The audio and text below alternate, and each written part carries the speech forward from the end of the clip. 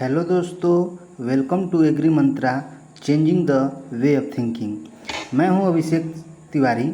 मैं आप लोगों को आज से सॉइल साइंस पढ़ाऊंगा, जो कि JRF, SRF, NABARD and all other competitive examination जिसमें कि सॉइल साइंस पूछे जाते हैं, उन एग्जामों के लिए ये काफ़ी महत्वपूर्ण रहने वाला है।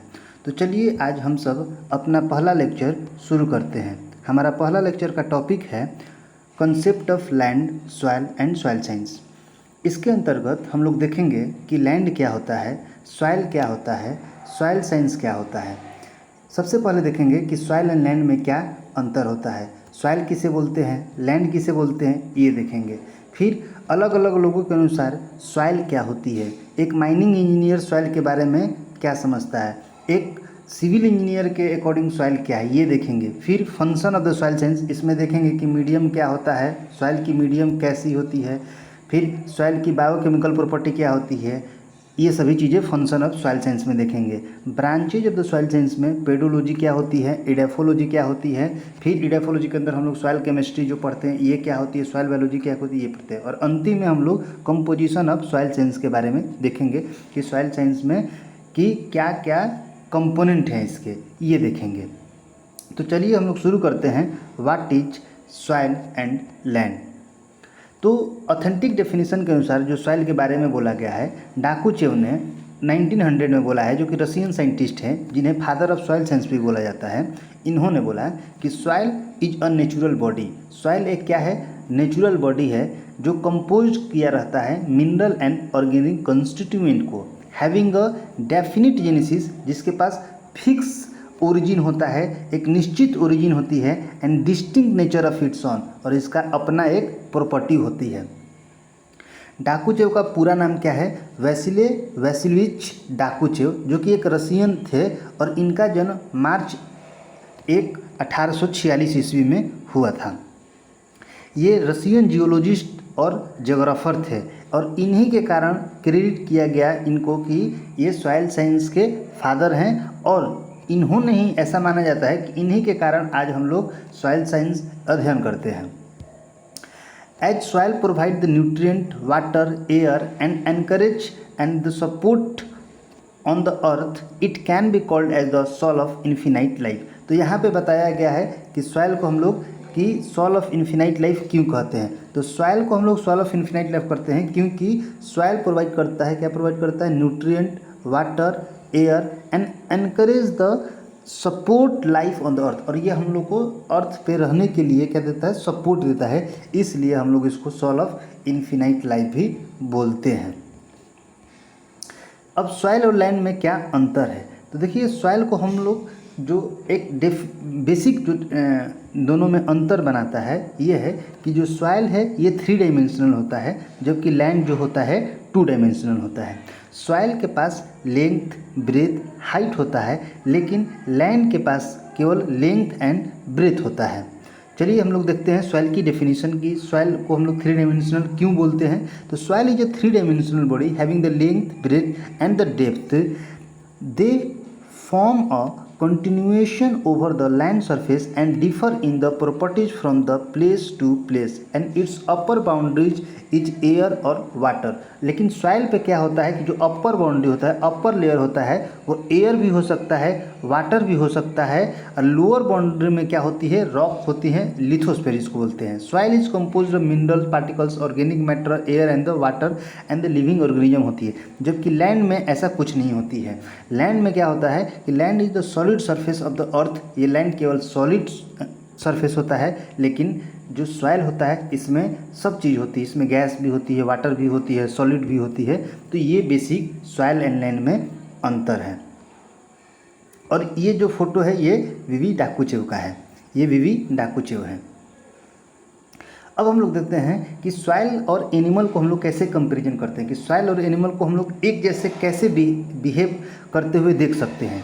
देखिए सॉइल में क्या होता है कि डाइजेस्टिव सिस्टम भी होता है, जैसे कि एनिमल में डाइजेस्टिव सिस्टम होता है।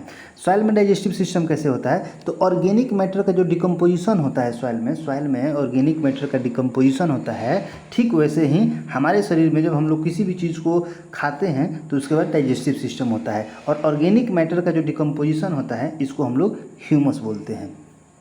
फिर जैसे एनिमल में रिस्पिरेटरी सिस्टम होता है, वैसे ही सॉइल में भी होता है, एयर का सर्कुलेशन होता है एंड एक्सचेंज ऑफ गैसेज होता है। और ये जो एक्सचेंज होता है ये बेसिकली किसके किसके कारण होता है, डिफ्यूजन के कारण और मास फ्लो के कारण होता है। फिर जैसे एक्सक्रीटरी सिस्टम होती है एनिमल्स में, ठीक वैसे ही सॉइल में भी होती है एक्सक्रीटरी सिस्टम। कैसे, leaching out of the excess salt. जब सॉइल में सॉल्ट की मात्रा अधिक हो जाती है तो क्या हो जाती है, लीच आउट हो जाती है। फिर हमारे शरीर में ब्रेन होती है, एनिमल में ब्रेन होता है, तो सॉइल क्ले एक ब्रेन के रूप में करता है, ये स्टोरेज के रूप में काम करता है। हमारे पास भी कलर होता है तो सॉइल में भी कलर होता है। हाइट हमारा भी कुछ हाइट होता है तो सॉइल में भी डेप्थ होती है, जिसको कि सॉइल प्रोफाइल हम लोग पढ़ते हैं, सॉइल प्रोफाइल। अब देखिए कुछ इंस्टीट्यूट इसके हैं जो कि बहुत सारे कॉम्पिटिटिव एग्जामिनेशन में पूछे जाते हैं। पहला है international union of soil science. ये कहाँ पे है, बहुत सारे एग्जामों में पूछा जा चुका है, तो ये है वियना में है। और इसका इस्टेब्लिशमेंट कब हुआ था, ये 1924 में इस्टेब्लिश हुआ था। फिर दूसरा क्वेश्चन पूछता है कि soil science society of America का इस्टेब्लिश्ड कब हुआ था। इसमें कहाँ पे है ये इंपॉर्टेंट नहीं है, कब हुआ था, तो 1936 में हुआ था। थर्ड मोस्ट जो इम्पोर्टेंट है the Indian society of soil science, जो कि भारत का है, और ये कब बना था, तो ये 1934 में बना था। और सर ब्राइसी सी बट जो हैं इसके पहले प्रेसिडेंट थे। और जो सर ब्राइसी सी बट हैं ये जब इसके प्रेसिडेंट थे तो उस समय इंपीरियल काउंसिल एग्रीकल्चर रिसर्च के भी ये प्रेसिडेंट हुआ करते थे। फिर Indian institute of soil science जो कि भोपाल में है, ये कब इस्टेब्लिश होता है, तो 16 अप्रैल 1988 में। इन सब के ईयर बहुत इंपॉर्टेंट है, सो आप सब ईयर को याद कर लेंगे। नेक्स्ट हम लोग देखते हैं कि हम लोग अलग अलग जो पर्सनालिटी के अनुसार सॉइल कैसे सोचते हैं और सॉइल आया कहाँ, सॉइल का जेनेसिस क्या है। तो the term soil was derive from the Latin word, कहाँ से आया है, लैटिन वर्ड से आया है। और वो लैटिन वर्ड क्या था, सोलम था। एक एग्जाम में पूछा गया था कि the word soil come from the Latin word and the word, और वो वर्ड के बारे में पूछा था कि वो वर्ड क्या है, तो वर्ड क्या था, सोलम था। और सोलम मतलब होता क्या है दोस्तों, तो सोलम मतलब फ्लोर या फिर ग्राउंड भी होता है, और ग्राउंड भी होता है। सॉइल एक लिविंग ऑर्गेनिज्म है। बहुत सारे लोग समझते हैं कि सॉइल एक डर्ट है, सॉइल कुछ नहीं, ये नॉन लिविंग है, ये एटसेट्रा एटसेट्रा, लेकिन ऐसा नहीं है। सॉइल एक क्या है, लिविंग ऑर्गेनिज्म है। फॉर अ लेमैन, एक साधारण व्यक्ति के लिए सॉइल कुछ नहीं, सॉइल एक डर्ट है या डेब्रिज है, कूड़ा है। लेकिन एक एग्रीकल्चरिस्ट के लिए सॉइल जो है एक habitat for the plant growth, ये प्लांट के ग्रोथ के लिए एक निवास जैसा काम करता है। To the grow the crop, फसल को उगाने के लिए सॉइल की आवश्यकता होती है। अब कुछ लोग बोलेंगे कि नहीं, फसल को उगाने के लिए सॉइल की आवश्यकता नहीं होती है क्योंकि हाइड्रोपोनिक आ गई है, एक्वापोनिक हो गई है, लेकिन बेसिक जो है, जो फंडामेंटल है, वो सॉइल ही है। माइनिंग इंजीनियर के लिए सॉइल क्या है, तो soil is a debris covering the rocks. Mining engineer के लिए तो सबसे ख़राब चीज़ सॉइल होता है, क्योंकि वो सॉइल को ही डिग करके माइनिंग करके रॉक निकालते हैं, तो उनके लिए ये क्या होता है, डेब्रिज हो जाता है। फिर एक सिविल इंजीनियर के लिए भी ये बेनिफिशियल हो जाता है। कैसे, क्योंकि जो सिविल इंजीनियर होता है सॉइल के अकॉर्डिंग ही अपना कंस्ट्रक्शन का काम करता है। अगर क्ले ज़्यादा होता है, मडी सॉइल में कहीं रोड पे नहीं बन सकता है, तो उन लोगों के लिए, सिविल इंजीनियर के लिए सॉइल की आवश्यकता, अच्छी गुणवत्तापूर्वक सॉइल उन लोगों को चाहिए। तो for civil engineer soil is a material on which road bed and the house bed is form. For a home owner, एक घर के मालिक के लिए सॉइल क्या है, सॉइल इज अ मेलो और लूमी और हार्ड मटेरियल है, और कुछ नहीं है। अब फंक्शन सॉइल साइंस का क्या है, तो सॉइल साइंस का क्या क्या फंक्शन है ये देखते हैं कि soil science as a medium, ये मीडियम है फॉर द प्लांट ग्रोथ, पौधे के विकास के लिए, डेवलपमेंट के लिए, and the bio material production के लिए। कैसे बायो मटेरियल का, बायो माने बायोलॉजिकल मटेरियल का प्रोडक्शन, जैसे ग्रेन को कल्टिवेट करने के लिए, ये सभी के लिए एक मीडियम है। It is the habitat, soil is a habitat for whom, for the plant, for the animals, for the living beings, for the organism, anyone. Soil as a biochemical और न्यूट्रिएंट रिएक्टर होता है। कैसे? क्योंकि ये release करता है बहुत सारे किसको, बहुत सारे मेटल्स को, बहुत सारे नॉन मेटल को ऑब्जर्व करता है, और इसमें क्या होता है, रिएक्शन होता है। Soil as a hydrologic buffer होता है। इसका मतलब क्या होता है कि ये स्टोर करता है वाटर होल्डिंग कैपेसिटी को, regulate the flow of the water and the drainage को, वाटर इन द लैंडस्केप में, और एक ये फाउंडेशन के रूप में भी काम करता है for the physical support of the structure including the everything from the plant to skyscrapers. फिर branches of the soil science. Soil science के बेसिकली इसके बारे में जब कंसेप्ट आया तो लोगों ने बोला कि एक किसी के अनुसार सॉइल नेचुरल बॉडी थी, किसी के अकॉर्डिंग सॉइल एक क्या थी, प्लांट ग्रोथ के लिए हैबिटेट थी। तो दो कॉन्सेप्ट उस समय चलता था। पहला कॉन्सेप्ट था one treat soil as a natural body, कि बहुत लोगों के अकॉर्डिंग जो थे उनके अनुसार सॉइल क्या था, एक नेचुरल बॉडी था, weathered and synthesize product in the nature, pedology जिसको बोला गया। While other treat soil as a medium for the plant growth, और दूसरे लोग जो थे वो सोचते थे कि सॉइल क्या है, एक मीडियम है, किसके लिए, प्लांट ग्रोथ के लिए, जो इडेफोलॉजी हो गया। तो बीइंग एन एग्रीकल्चर स्टूडेंट, तो हम लोग के लिए इडेफोलॉजी की इम्पोर्टेंस बढ़ जाती है पेडोलॉजी के कंपैरिजन में। पेडोलॉजी क्या होता है? पेडोलॉजी होता है the origin of the soil, its classification and the description are examine in the pedology. Pedology में हम लोग सॉइल जेनेसिस, यानी जेनेसिस मतलब होता है ओरिजिन कैसे हुआ, उस सॉइल की मैपिंग करनी और सॉइल की क्लासिफिकेशन करना ही हम लोग पेडोलॉजी में पढ़ते हैं। और पेडोलॉजी जो वर्ड है ये ग्रीक वर्ड से आया है। किस वर्ड से है? पेडोलॉजी। मैं एक ट्रिक बता देता हूँ। ग्रीक वर्ड का होता है कि जिस शब्द के अंत में आपका लोजी लगा रहेगा, क्या लगा रहेगा, लोजी लगा रहेगा, तो वो होता है, जैसे इसमें देखिए लोजी लगा है तो ये ग्रीक हो जाएगा। जैसे ठीक वैसे ही इडेफोलॉजी, इडेफोलॉजी में भी लोजी लगा तो ये भी किस चीज़ का हो जाएगा, ग्रीक वर्ड का। तो जिस शब्द के अंत में लोजी लगा रहेगा वो क्या होगा, जनरली ग्रीक वर्ड से आया है। तो चलिए देख लेते हैं हम लोग पेडोलॉजी को। तो the origin of the soil, इसमें हम लोग पढ़ते हैं genesis of the soil, classification of the soil and the mapping of the soil. और ये ग्रीक वर्ड से आया है पेडोन, और पेडोन मतलब होता है soil on earth. Pedology is the study of soil as a natural body. Pedology क्या होता है? हम लोग पेडोलॉजी में स्टडी ऑफ सॉइल, सॉइल का अध्ययन करते हैं एज ए नेचुरल बॉडी। ये इंपॉर्टेंट है इसमें कि सॉइल को हम लोग नेचुरल बॉडी मानते हैं। बहुत सारे एग्जामिनेशन में जुड़ता है for pedologist soil is dash, तो वहाँ पे लिखना होगा for pedologist soil is a natural body and does not focus on the soils immediate practical use. A pedologist studied the and examines the classification soil they occur in their the natural environment में। इसमें हम लोग जो बताया मैंने soil genesis, classification and the mapping के बारे में पढ़ते हैं हम लोग। अब बात करते हैं इडेफोलॉजी की। इडेफोलॉजी जो है ग्रीक वर्ड से आया है, इडेफोज। इसका मतलब क्या होता है, सॉइल और ग्राउंड। क्या होता है, सॉइल और ग्राउंड। और इसमें हम लोग किस चीज़ की कोशिश करते हैं, soil from the standpoint of the higher plant, plant के अनुसार पढ़ते हैं। Edaphology consist the various property of the soil integration to the plant production and they have the practical and have the production of the food fiber and they are the ultimate goal. They must determine the reason for variation in the productivity of the soils and the find the means of the improvement देखते हैं। तो soil को हम लोग कितने branches हो गए, 2 branches हो गए। कौन कौन से? पेडोलॉजी और इडेफोलॉजी। पेडोलॉजी ग्रीक वर्ड से आया है, इडेफोलॉजी भी ग्रीक वर्ड से आया है। पेडोलॉजी में हम लोग सॉइल को नेचुरल बॉडी मानते हैं, जबकि इडेफोलॉजी में क्या है, ये एक नेचुरल हैबिटेट है। किसके लिए? प्लांट के ग्रोथ के लिए एक मीडियम होती है। अब branches of the soil science में हम लोग जब सॉइल साइंस का अध्ययन करेंगे, ये लेक्चर में भी हम लोग इसी टॉपिक को कवर करेंगे, ब्रांच ऑफ सॉइल साइंस में। जनरली क्या होता है कि soil science as a 6 well defined and developed discipline होता है। 6 डिसिप्लिन हम लोग सॉइल के अंदर पढ़ते हैं। कौन कौन से? पहला होता है सॉइल फर्टिलिटी। सॉइल फर्टिलिटी में हम लोग फर्टिलाइजर के बारे में पढ़ेंगे। Nutrient supply properties of the soil, कैसे सॉइल न्यूट्रिएंट सप्लाई करता है पौधे के ग्रोथ के लिए। फिर सॉइल केमिस्ट्री पढ़ेंगे। सॉइल केमिस्ट्री में सॉइल पीएच क्या होता है, केमिकल कंपोजिशन कंस्टिट्यूएंट क्या है, केमिकल प्रॉपर्टीज क्या है, केमिकल रिएक्शन सॉइल में क्या क्या होते हैं, ये सॉइल केमिस्ट्री के अंदर हम लोग पढ़ेंगे। फिर हम लोग पढ़ेंगे सॉइल फिजिक्स। सॉइल फिजिक्स में सॉइल वाटर, सॉइल की टेक्सचर क्या होती है, सॉइल की प्रॉपर्टीज़ क्या होती हैं, ये पढ़ेंगे। फिर पढ़ेंगे सॉइल माइक्रोबायोलॉजी। सॉइल माइक्रोबायोलॉजी में हम लोग देखेंगे कि सॉइल में कौन कौन से ऑर्गेनिज्म हैं, मेजोफोना, माइक्रोफोना के बारे में और माइक्रोफ्लोरा के बारे में हम लोग पढ़ेंगे। उसकी पॉपुलेशन क्या होती है, उसकी क्लासिफिकेशन करेंगे सॉइल माइक्रोबायोलॉजी में। फिर सॉइल कंजर्वेशन देखेंगे। ये आजकल बहुत इंपॉर्टेंट टॉपिक हो गया है कि सॉइल को कंजर्व कैसे किया जाए। इसमें हम लोग dealing the protection of the soil against the physical loss of the erosion और अगेंस्ट द केमिकल डिटोरिएशन के बारे में अध्ययन करेंगे। और last soil pedology dealing with the genesis and the survey and the classification में।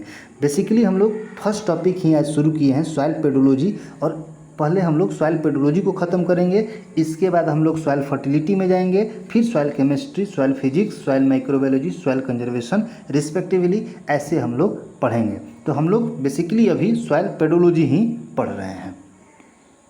अब लास्ट टॉपिक है हमारा composition of the soil. Soil की क्या क्या कंपोनेंट है, क्या इसमें कंपोजिशन होते हैं। तो देखिए सॉइल में 4 कंपोजिशन बेसिकली होते हैं, और उसमें अगर हम लोग ओवरऑल व्यू बात करेंगे तो 3 ही चीज़ होते हैं। कितने चीज़ होते हैं? 3 चीज़। कौन कौन से? तो एक होता है अपना सॉलिड, फिर होती है क्या लिक्विड, फिर होती है लिक्विड, और फिर होगी क्या गैस। 3 चीज़ होती है, सॉलिड, लिक्विड एंड गैस। तो सॉलिड में जो होती है ये 50% को क्या बोल देते हैं हम लोग, सॉलिड। इसमें क्या होते हैं 45% मिनरल होते हैं, और ये बाकी जो 5% बचा, ये जो 5% बचा ये क्या होता है, ऑर्गेनिक मैटर होता है। फिर जो 50% बचा अपना, इस 50% में लिक्विड एंड गैस होते हैं हाफ के रेशियो में। 25% एयर है और 25% वाटर होता है। अब देखिए जो आप लोग को नहीं पढ़ाया जाता है, 5% जो ऑर्गेनिक मैटर है, इसमें भी हम लोग अगर क्लासिफिकेशन करने जाएंगे तो 80% ह्यूमस होता है, 10% रूट होता है, और 10% क्या होते हैं अपने सॉइल में ऑर्गेनिज्म होते हैं। ये बहुत इंपॉर्टेंट है, ये आज कल कंपटीशन एग्जाम में पूछे जाते हैं कि ऑर्गेनिक मैटर में ह्यूमस कितने होते हैं। तो ये जो कंस्टिट्यूएंट होते हैं सॉइल में, इनके 80% होते हैं, और रूट कितने होते हैं 10% होते हैं, और ऑर्गेनिज्म भी कितने होते हैं 10% होते हैं। तो 80 + 90 + 100, तो ये आप मत समझिए टोटल कंस्टिट्यूएंट नहीं है, ये 5% को फिर 100% पे अपन लोग डिवाइड किए हैं। नेक्स्ट हम लोग देखेंगे 1 बाय 1 करके इसके बारे में डिस्कशन कर लेते हैं। तो पहला हम लोग देखते हैं air and water. Air and water basically porosity की बात करेगी, इसमें स्पेस की बात करेगी कि सॉइल में क्या स्पेस है। तो इससे पहले हम लोग देख लेते हैं कि सबसे ज़्यादा स्पेस किस में होता है। तो क्ले सॉइल में सबसे ज़्यादा स्पेस होता है, और कौन सा, माइक्रोपोर सबसे ज़्यादा किस में होता है, क्ले में। और ओवरऑल भी स्पेस किस में होता है, क्ले में ही होता है। फिर air and water occupy the pore space in soil. Pore space are the voids between the soil particles. Soil particle बीच में जो स्पेस होते हैं उसी को हम लोग पोर स्पेस बोलते हैं। जनरली ओवरव्यू इसका क्या है कि हम लोग माइक्रोपोर्स कब बोलेंगे किसी भी सॉइल का, और माइक्रोपोर बोलेंगे। तो जब माइक्रोपोर के बारे में बात करेंगे तो माइक्रोपोर होता है जब 0.08 से साइज क्या होगा, डायमीटर क्या हो, बड़ा हो, 0.08 से बड़ा हो। और जब 0.08 से छोटा हो जाएगा तो माइक्रोपोर बोलते हैं। और बेसिकली हम लोग माइक्रोपोर को भी फिर हम लोग 4 पार्ट में बांट देते हैं, मेजोपोर्स में, माइक्रोपोर्स में, अल्ट्रा माइक्रोपोर में एंड द कोनोपोर में। इसमें क्या होता है कि 0.03 से 0.08, फिर माइक्रोपोर में 0.05 से 0.03, और ऐसे ही ये चलते रहता है। तो बेसिकली लेकिन एग्जाम में 2 चीज़ पूछे जाते हैं, माइक्रोपोर्स और माइक्रोपोर्स। तो माइक्रोपोर्स जो होते हैं इसकी डायमीटर 0.08 से अधिक होती है, और माइक्रोपोर की जो है डायमीटर 0.08 mm से, मिलीमीटर में है, ये भी बात याद रखना है, ये किस में है, mm में है। तो 0.08 से कम होती है माइक्रोपोर्स की, और माइक्रोपोर्स की 0.08 से अधिक होता है। अब हम लोग मिनरल मैटर बात, मिनरल यानी अभी मैंने बताया कि मिनरल मैटर है, यानी ये सॉलिड पार्ट है। तो सॉलिड पार्ट जनरली जो कंस्टिट्यूएंट होता है इसमें क्या होता है, सैंड, सिल्ट एंड क्ले होता है, apart from the gravel and the rock. इसमें except for the gravel and rock that occasionally होता है, कभी कभी ये सॉइल में मिलता है, लेकिन सैंड, सिल्ट, क्ले से ही तो सॉइल है, इसी के तो पार्टिकल हैं। तो इसमें भी आपको डायमीटर इसका भी याद रखना है कि क्ले की जो डायमीटर है ये 0.002 mm से कम होती है। और इसको जब हम लोग टच करेंगे तो ये स्टिकी चिपचिपा सा होगा जब वो गीला होगा। फिर सिल्टी की जो साइज होती है 0.002 से 0.05 होती है, जो कि जब हम इसको टच करेंगे तो थोड़ा सा फ्लोरी यानी आटा के तरह प्रकार से अपने को महसूस होगा। फिर सैंड सॉइल क्या होता है, जिसकी डायमीटर 0.05 से 2 mm होगा, इसको बोलते हैं आप लोग सैंड सॉइल। और जब हम लोग इसको टच करेंगे तो गिरिटी यानी गिट्टी टाइप का थोड़ा सा महसूस होगा। फिर ग्रेवल से भी बड़ा आएगा, कॉबल्स इनसे भी बड़ा। तो ग्रेवल की साइज होती है 2 mm से अधिक, जो कि टच करने में कैसा फील होगा, कोर्स होगा। फिर आएगा आपका ग्रेवल, लेकिन इतना आपको याद होना चाहिए। अब हम लोग बात कर देते हैं ऑर्गेनिक मैटर की। तो United state department of agriculture के अनुसार जो ऑर्गेनिक मैटर के कंस्टिट्यूएंट होते हैं उसमें क्या होता है कि 10% से कम फ्रेश रेसिड्यू होते हैं। फिर डिकम्पोजिंग ऑर्गेनिक मैटर जो एक्टिव फ्रैक्शन होता है, अभी करंट चल रहा होता है 33% से 50% होता है। फिर लिविंग ऑर्गेनिज्म की बात करें तो लिविंग ऑर्गेनिज्म कितने होते हैं, 5% से कम होते हैं। और स्टेबलाइज ऑर्गेनिक मैटर ह्यूमस जो होती है 33 से 50% होता है। देखिए हम लोग ऑर्गेनिक मैटर को एक प्रकार का बोल देते हैं कि ये क्या है, सॉइल का बैंक है। सॉइल का क्या है, बैंक है। तो एक क्वेश्चन पूछा जा सकता है आपसे कि हम लोग सॉइल ऑर्गेनिक मैटर को बैंक क्यों बोलते हैं, सॉइल का बैंक क्यों बोलते हैं, क्योंकि ये इसी के कारण जनरली सॉइल में जो भी ऑर्गेनिज्म होते हैं या अपने को कल्टीवेशन करने के लिए जो मिनिमम रिक्वायरमेंट होती है, ये सारी सॉइल ऑर्गेनिक कार्बन मैटर जो है पूरा कर सकता है। देखिए सॉइल का हम लोग बोल सकते हैं, मैं जब बोल रहा हूँ कि सॉइल का ये बैंक है तो ये कैसे है, देखिए ये करेंट खाता हो गया, करेंट अकाउंट, और ये सेविंग हो गया। मतलब कि ये ह्यूमस ऑलरेडी बन गया है तो ये सॉइल में स्टोर होगा। ह्यूमस कब बनेगा, जब भी ऑर्गेनिक मैटर का डिकम्पोजिशन होगा। डिकम्पोजिशन कौन करेगा, ये जो सॉइल में ऑर्गेनिज्म होते हैं डिकम्पोज करेंगे। अच्छा, सॉइल ऑर्गेनिज्म ऐसा नहीं है कि अपने ऊपर एहसान करते हैं। और जो भी सॉइल में ऑर्गेनिज्म हैं जैसे बैक्टीरिया, एक्टिनोमाइसीट्स, फंजाई, ये सब डिकम्पोज करते हैं। मतलब उनका खाना डिकम्पोजिशन से ही मिलता है, इसलिए वो करते हैं। उसमें उनकी ही भलाई है, न कि अपनी भलाई है। उनकी भलाई के साथ साथ अपनी भी भलाई है। तो इस कारण ये क्या हो गया, ये स्टोरेज बैंक हो गया, यानी सेविंग अकाउंट। करेंट अकाउंट हुआ, अभी ये डिकम्पोजिशन लाइफ चल रही है, अभी एक्टिव फ्रैक्शन है। दोनों हाफ पोर्शन में होता है, सेविंग बैंक और सेविंग और करेंट अकाउंट अपने 50-50 है, 33 से 50, 33 से 50। फिर लिविंग ऑर्गेनिज्म 5% से इसमें कम होते हैं, जो कि क्या करते हैं, इसको डिकम्पोज करते हैं, ऑर्गेनिक मैटर को डिकम्पोज करते हैं। और फ्रेश रेसिड्यू, पौधे के रेसिड्यू जो होते हैं, स्ट्रॉ, ये सब बचते हैं, वो 10% से कम होता है। ये जो ग्राफ है ये United state department of agriculture के द्वारा दिया गया ऑथेंटिक ग्राफ है। फिर हम इसको थोड़ा सा देख लेते हैं।